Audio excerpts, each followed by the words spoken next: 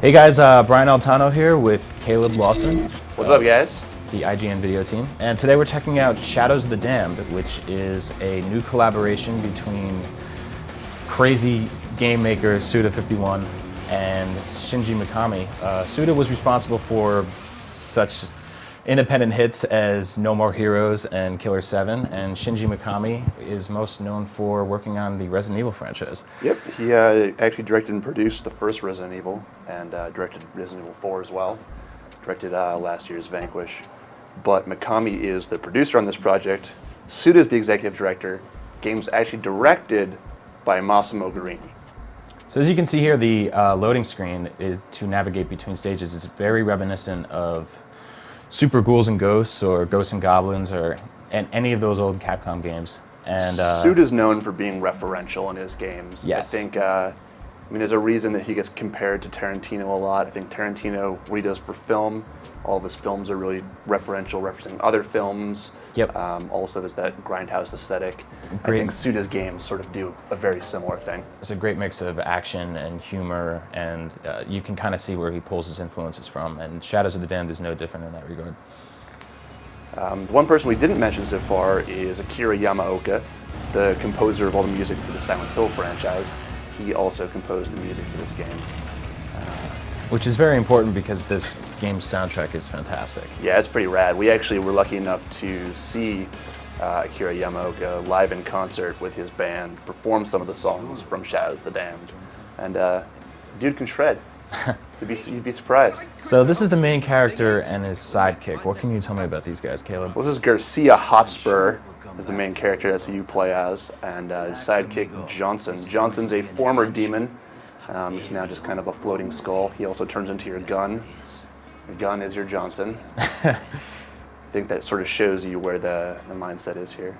If you played No More Heroes, you're familiar with the main character using a phallic weapon, and it's really no different here. His gun is basically his 3-foot-long dick. Yeah, the game does not shy away from those jokes, so we won't either. So here you're fighting demons in hell. So yeah, what we actually did was we skipped through kind of the introductory prologue that introduces you to the central conflict in the game. Garcia's girlfriend Paula has actually been stolen by the Lord of the Demons, Fleming, and that's why you're now in hell, trying to rescue her back. Well, it won't be on this side of the door. So let's get through these gates. Yeah. All right, let's start this road movie with some road kill. So you'll notice that the camera work and everything has the kind of swagger you'd expect from a Suda game. No More Heroes and Killer 7 included. A lot of the same things you'll see as an extension from those games is blood fountains that spout from pretty much everything that you kill. Like you'll blow off a head, you'll hear your main character yell out some sort of various curse word. Well, it's keeping with Grasshopper Manufacturer's punk aesthetic. This game is developed by a Grasshopper Manufacturer, Suda's company, and is being published by EA through the Partners program. But yeah, this definitely fully retains Suda's aesthetic. So you might pick up some similar aesthetics to Resident Evil 4, but the difference in the game is that you can run and shoot this time. You can run and shoot. You're not locked in Oh place. my god, it makes it a lot better. Yeah, so in addition to being able to move while you're shooting, you also have a 180 button. If you hit the A button, you can do a 180. Quick also, turns. when you're targeting. Now, if you'll notice that really cool kind of wireframe Star Wars arcade effect that pops out of his gun every time. So I'm doing here, this is, I'm using Johnson can turn into several different guns. This was commonly referred to as the boner. Yes, Brian, I do have a boner right now. But I can also use the light gun to shoot light at lamps. Light scares away demons. You'll see actually soon that the conflict between light and dark is actually a huge aspect of the gameplay in this game. They hate my light shot. Leaves a nasty Also wagons. Yes, wagons with corpses. Corpses that'll soon become zombies. Corpse wagons. Very important part of this game. Nope, there's your blood fountain. There's your zombie. Let's get him with my boner. Now the headshot effect is particularly fantastic in this game. When you can pull it off, as you see, the game really rewards you visually. And I also just changed my weapon to my shotgun type weapon. Nice. What's the shotgun called? The erection? I'll take you guys out. It's called the Monocutioner. There you go, Caleb. Now, what are the gems? It's some sort of currency in this game, Yep, right? gems are currency. There's two types of ways you can buy items in this game. Let's see if we get to any of them in this short demo. More dick jokes. I'm really digging the kind of storybook cutout effect that comes in with some of the HUD elements in this game. Yeah, this game's full of art. I mean, they definitely had a lot of fun between the art direction and the music, and I mean the colors in this game are great. You can't really tell in some of these earlier levels, but a lot of the lighting is almost neon in ways. I mean, if you see, if you pull up my gun, the red flame gives a better red glow. Yeah. If I change to the shotgun, there's a green glow. The lighting kind of So changes kind of like dynamically for neon everything. influence. Oh, Yeah, there's my dead girlfriend. Hold on, gotta find my dead girlfriend. In terms of Suda games, this is the best looking product he's done, pretty much. Oh, it's his first game on an HD console. Yeah, he's not trapped on the Wii anymore. Nothing wrong with that, but still. And the game is running on the Unreal Engine, so Yes, Unreal Engine 3. that's why everything looks filthy And shiny. and shiny. Is that a floating? Strawberries. Gimme, gimme, gimme. Oh, these things are So what's going on here? So, I don't know if you saw that door I was at with the little evil baby demon face on it earlier. It's a hungry evil baby demon face, and for some reason, demons love strawberries. They love strawberries, they love brains, and they love eyeballs. We'll find out a little bit later on if you listen to some of the dialogue that Hey, strawberries don't are you dare get my apparently strawberry to that the sprung demon's on the world's door. trick on humanity. Gee, you very I forget squanderer. exactly what they're made out of, but it's unsavory. Drinks. Ah, drinks. Giant sake bottles, finally. Damage. That's the beauty of So this was an alcoholic demon that lived here. Well, Abandoned the place. you see, in hell, drinking doesn't kill you. Drinking makes you stronger. Why can't we be more like hell? Well, there's some drawbacks as well.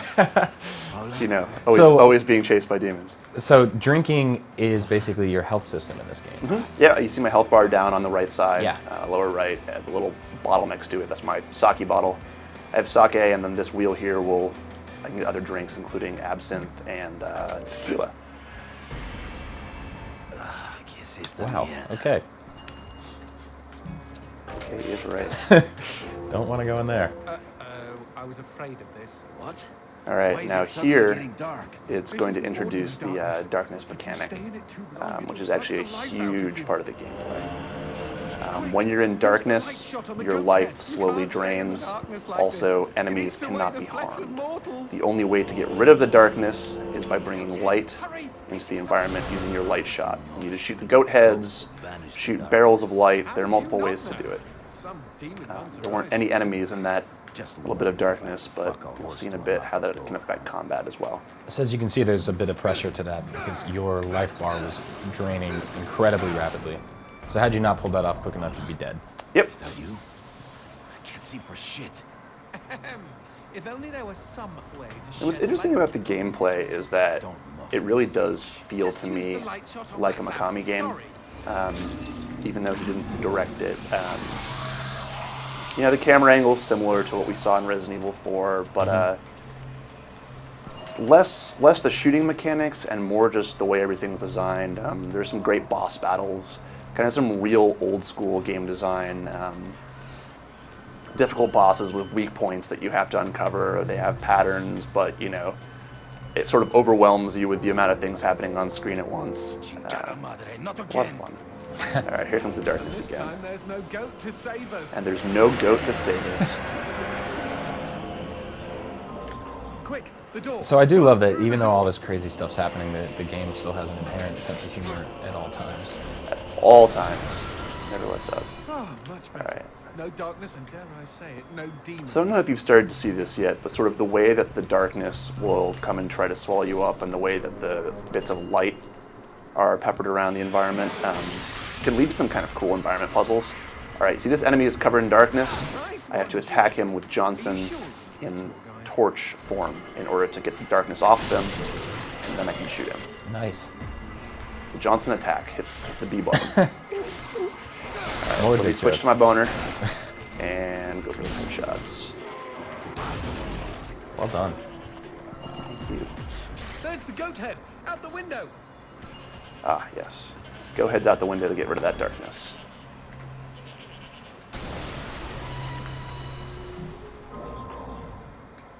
And like Resident Evil 4, you will do a lot of jumping out of windows, apparently.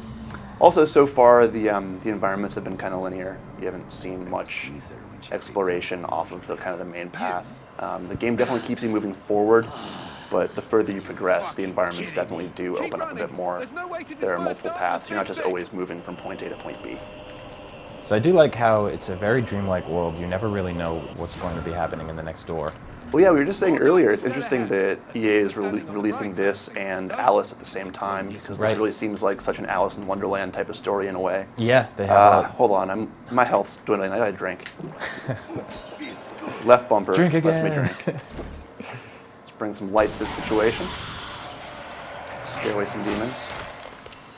Those guys have masks. That means I can't headshot them. It's okay. I'll take care of it this way. Those masks didn't help them very much. No. I hear Not with a bleeding. shotgun. Better check your goat, Dar.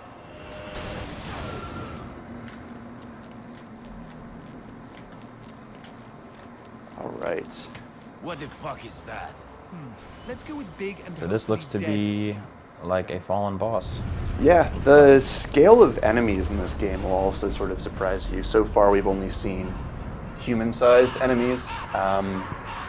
That corpse there is an enemy you'll run into later, but also, I mean, you'll see boss battles later in the game that'll remind you, scale-wise, sort of along the lines of Shadows of the Colossus, and just really, really large bosses. Now that So, looked yeah. like something we would have seen in a Silent Hill game. Little pyramid head action. Yeah. Wonder if that reference is intentional.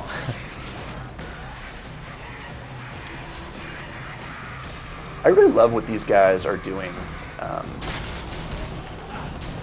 I think that Suda, Mikami, Kamiya, I still think these guys are really pushing the envelope and keeping things fresh. You know, you hear people complaining about how Japanese game design is entirely dated and how that side of the industry is in trouble, et cetera, et cetera. I think some of these guys are doing a lot to buck that trend. Yeah, I think a lot of they're really on the same page too. And what this game does occasionally. Use a vending machine to buy some drinks. Of course.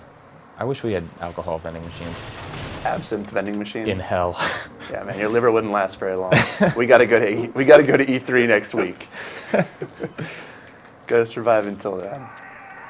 So I'm guessing a lot of Suda's games kind of break the fourth wall in occasionally reminding you that yes, you are playing a video game and this isn't some magical fantasy world. And here you have a lot of the same with the HUD elements popping in and out.